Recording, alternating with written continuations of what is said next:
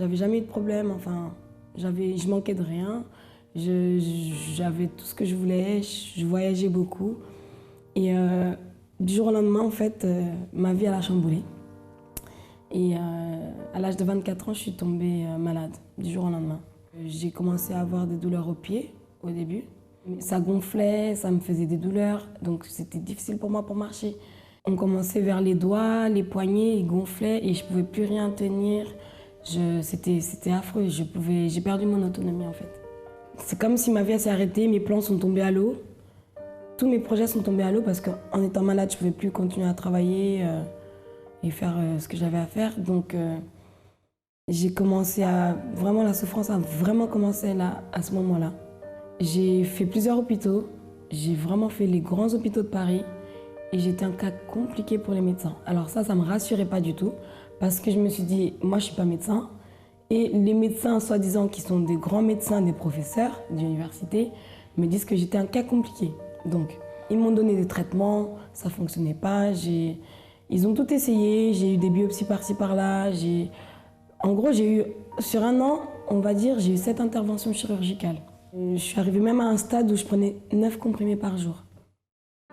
Et en plus, tous ces traitements en fait, que je prenais, apparemment, je devais les prendre à vie. Entre-temps, donc, j'ai connu le centre d'accueil et j'ai commencé à faire des chaînes de prière, à mettre en pratique tout ce qu'on me disait. Dès que je suis arrivée au centre d'accueil, j'avais vraiment mon cœur ouvert. C'est-à-dire, je me suis dit, j'ai frappé à tellement de portes. Mes parents, ils ont essayé toutes les solutions possibles. Et on s'est dit, bon, là, c'est notre opportunité. Et c'était peut-être la dernière pour moi.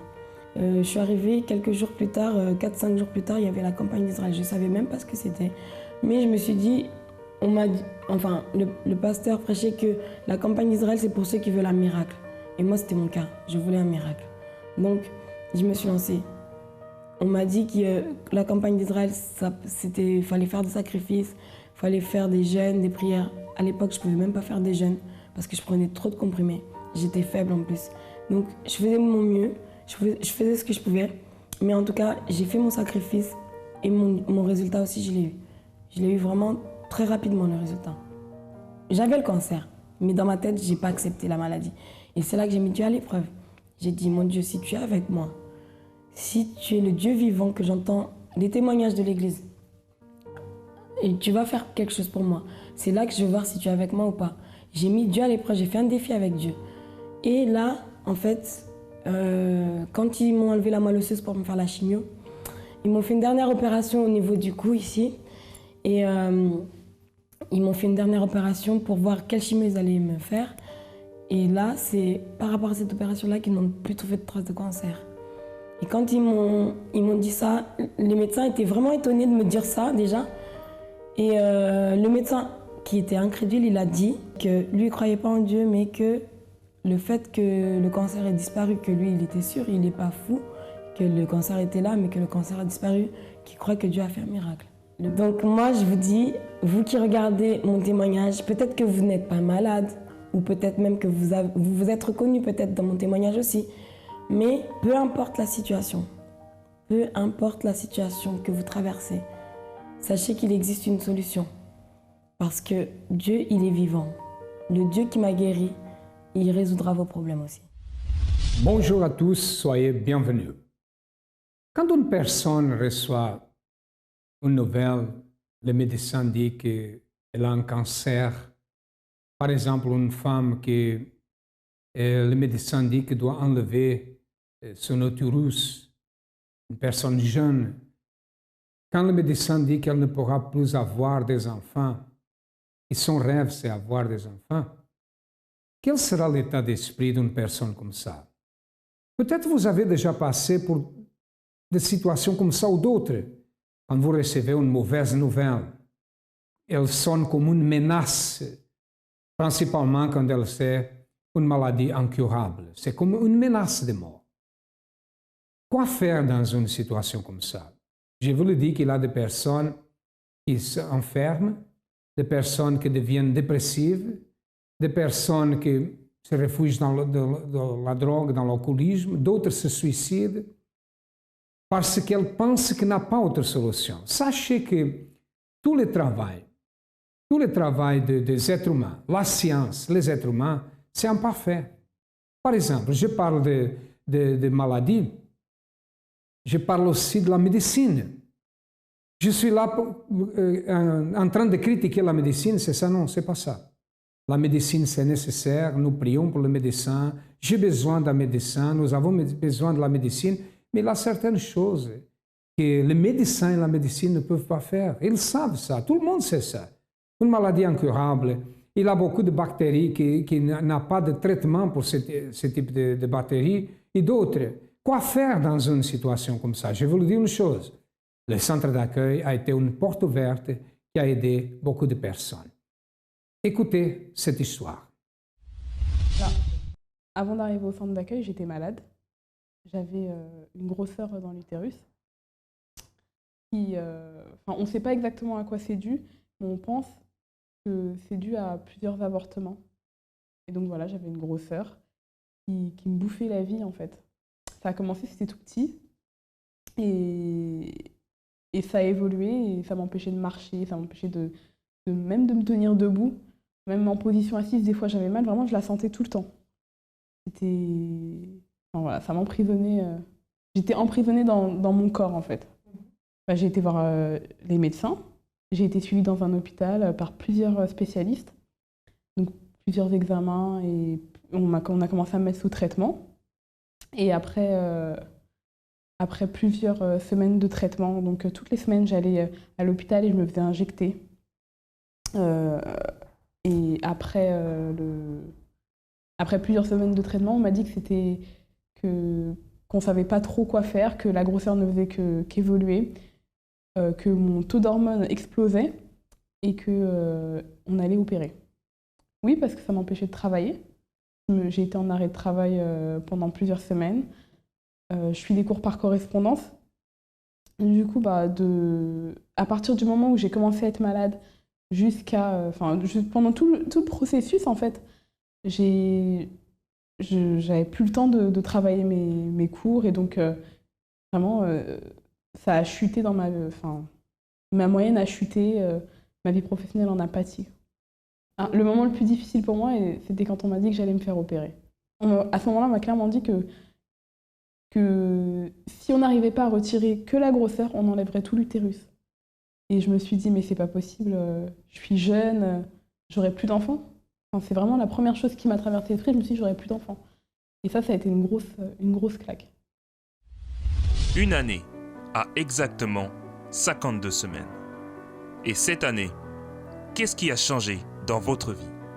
Tout a changé pour le meilleur ou pour le pire? Si votre réponse est pour le pire, alors le centre d'accueil est en train de consacrer, pour vous, 52 jours qui vont restaurer votre vie.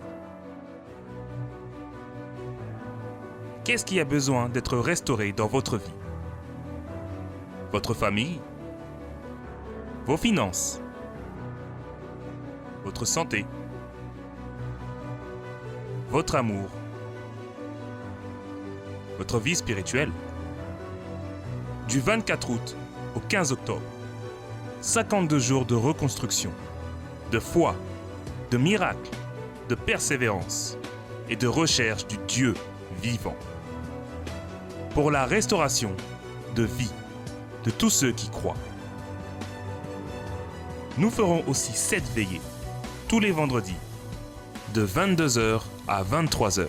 Plus d'informations à travers notre ligne amie 24h au 01 53 35 85 12 ou à travers du site centredaccueil.net. Centre d'accueil, nous croyons en vous comme personne. Dorine a reçu cette nouvelle, qu'elle avait des problèmes dans son utérus, qu'elle ne pouvait pas avoir des enfants, que son problème était d'origine, qui était un cancer. Et elle a choisi de venir au centre d'accueil. Elle a choisi le bon endroit, la bonne voie. Écoutez. J'ai été invitée par un ami. J'avais un ami et un jour il m'a dit viens au centre d'accueil. Et puis petit à petit, j'ai commencé à m'investir, à écouter la parole. Je venais tous les jours de la semaine. Et j'ai commencé à faire les chaînes de prière le mardi pour la santé. J'ai commencé à véritablement me donner le jour où on m'a dit que si l'opération elle ne réussissait pas, on me retirait l'utérus. J'ai été révoltée. Je me suis sentie révoltée. Si Dieu existe, alors qu'il vienne agir, c'est maintenant que j'ai besoin de lui. À ce moment-là, j'ai commencé à mettre ma foi en pratique. C'est-à-dire que j'écoutais la parole et je la mettais vraiment en pratique. Je n'étais pas juste là à prier, à rentrer chez moi et c'était fini. Non, c'était tout le temps. J'ai lutté pour ça, j'ai lutté pour ma santé. J'ai participé d'une réunion où on parlait du sacrifice et je me suis dit, je vais moi aussi sacrifier. Alors j'ai sacrifié pour ça aussi. Et je me préparais aussi, après mon sacrifice, je me préparais aussi pour la campagne d'Israël. Je sais pas, c'était important pour moi de sacrifier parce que c'était une évidence en fait. Je me disais qu'il n'y a pas de... on n'a rien sans rien. Voilà. Je voulais ma guérison, donc je voulais montrer à Dieu que j'étais prête à tout lui donner. Aujourd'hui, ma vie est complètement transformée, que ce soit au niveau professionnel, au niveau de ma santé et même à l'intérieur de moi.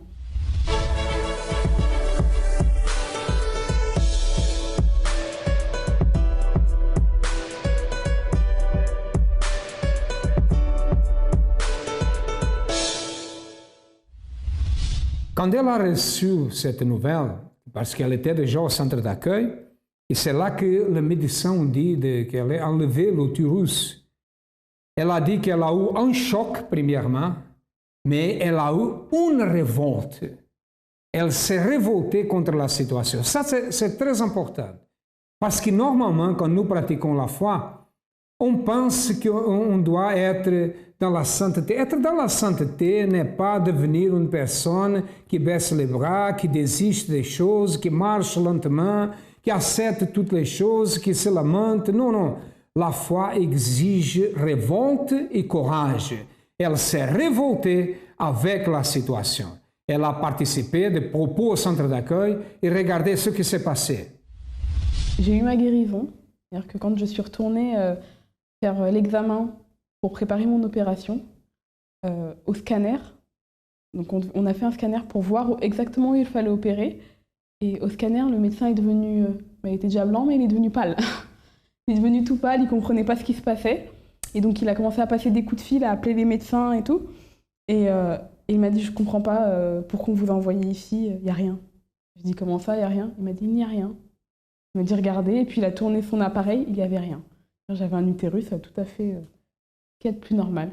Et j'ai pleuré de joie et j'ai juste remercié l'Éternel.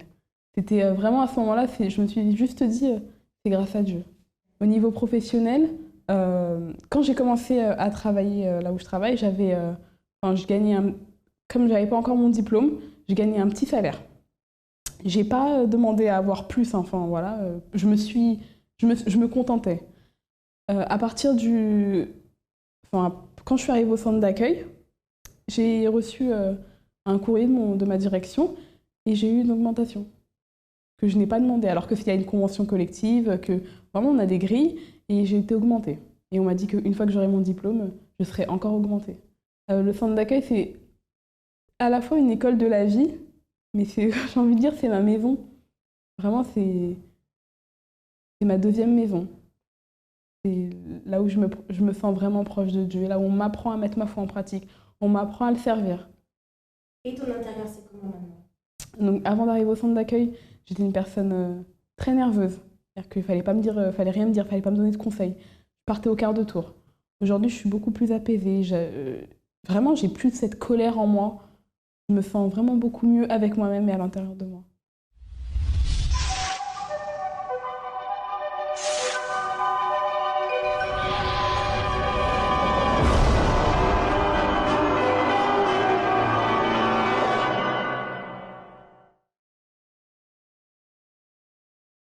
En septembre, l'événement Savoir dire non débarque en France.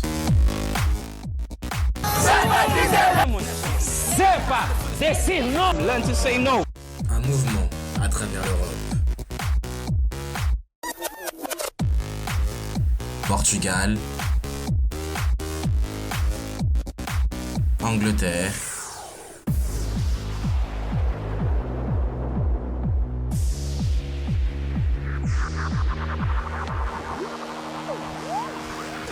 Italie,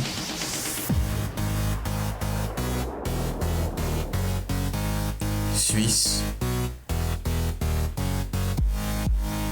Russie et maintenant la France. Rendez-vous samedi 27 septembre à 15 h au Doc Pullman pour l'événement de l'année, savoir dire non.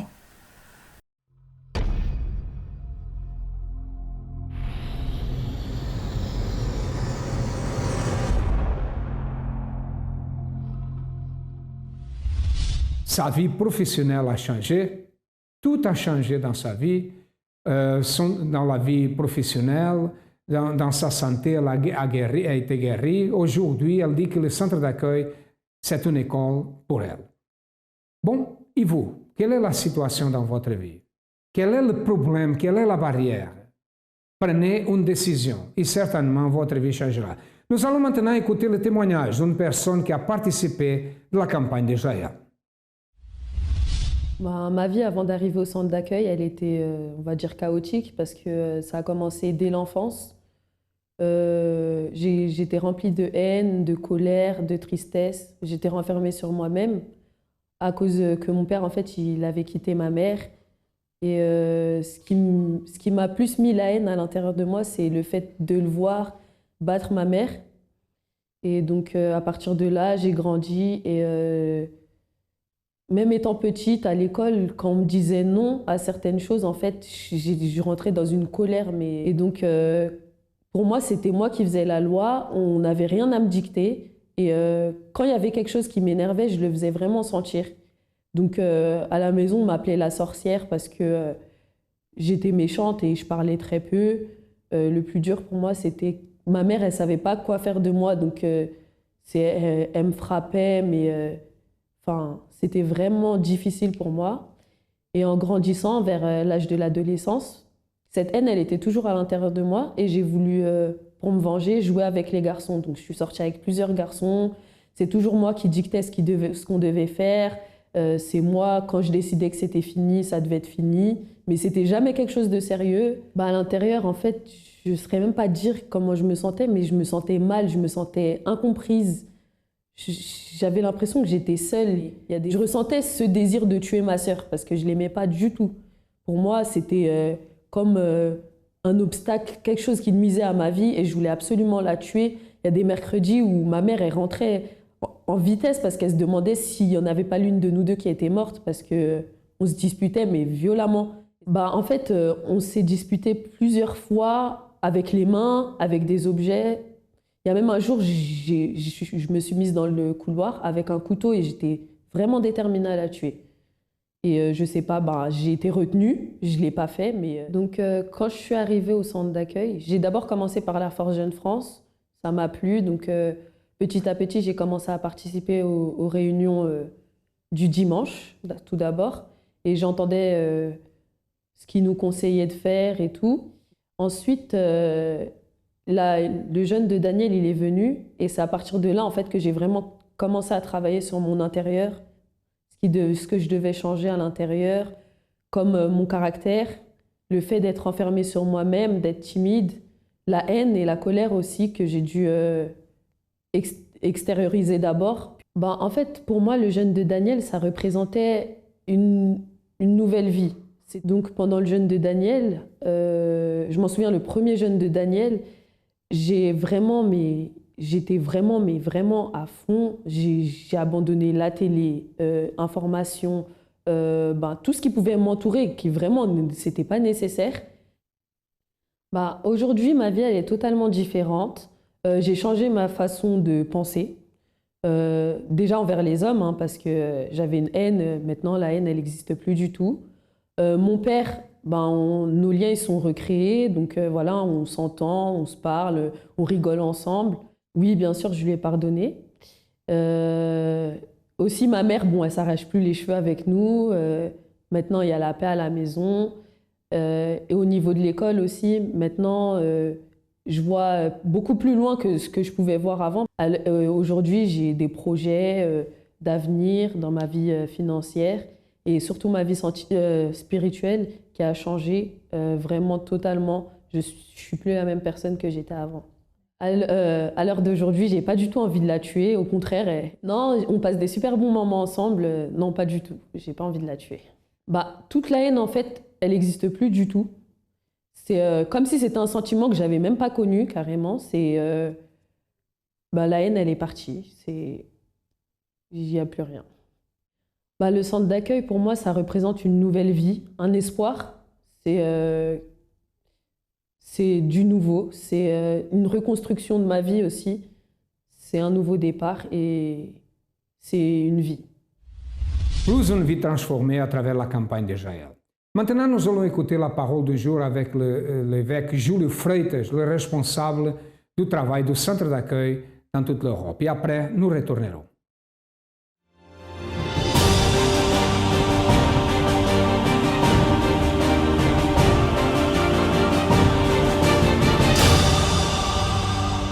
De la ruine au succès.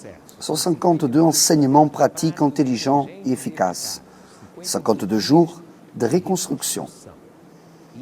La 30e pierre pour que vous sortez de la ruine, c'est fortifie. C'est ça. Accompagnez avec moi le texte sacré dans le livre de Philippiens, chapitre 4, verset 13. Je puis tout par celui qui me fortifie. Aucun être humain n'est à l'abri de traverser des difficultés, des moments difficiles ou des afflictions, des déceptions dans cette vie. Cela est un fait, n'est-ce pas? Mais vous et moi qui croyons en Dieu et voulons reconstruire notre vie et la maintenir construite, neutraliser les forces négatives, de problèmes, de menaces, des forces alimentées par les problèmes, préoccupations, besoins, déceptions, persécutions. Je crois que nous pouvons neutraliser ces forces négatives avec la force qui est produite par la foi intelligente. Lorsque vous et moi, nous prenons des attitudes appuyées dans les commandements, les promesses de Dieu, alors notre foi, elle engendre une force. Notre foi intelligente produit une énergie qui combat ces forces négatives.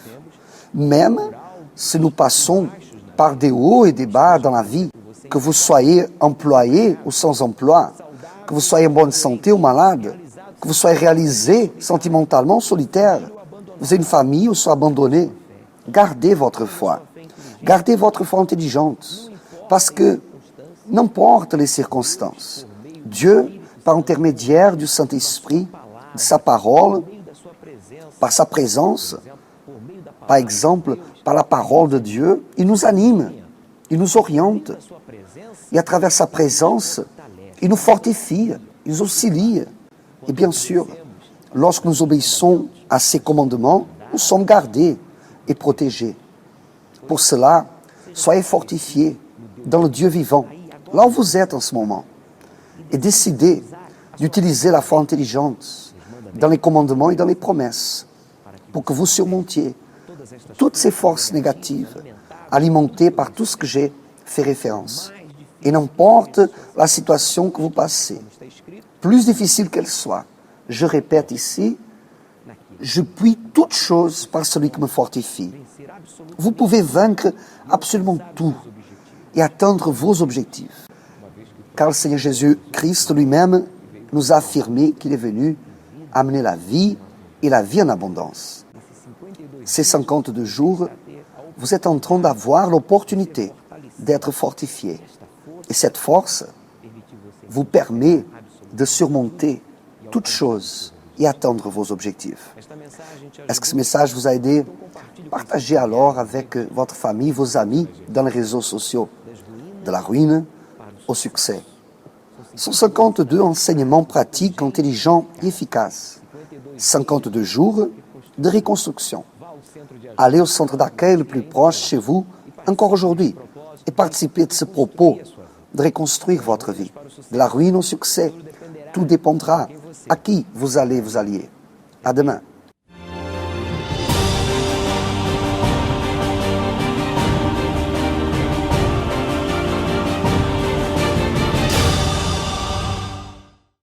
Le siège du centre d'accueil est situé au 254 de rue du Faubourg Saint-Martin, au 10e arrondissement à Paris. Les portes sont ouvertes du matin au soir et pendant toute la semaine. Nous avons aussi d'autres centres d'accueil. Les adresses sont passées, ils passent dans votre ordinateur. Vous avez un numéro de téléphone. Nous sommes là pour vous aider si vous avez besoin de notre aide. Si vous avez besoin de notre aide, cherchez le centre d'accueil le plus proche et votre vie changera. À demain et que Dieu vous bénisse à tous abondamment.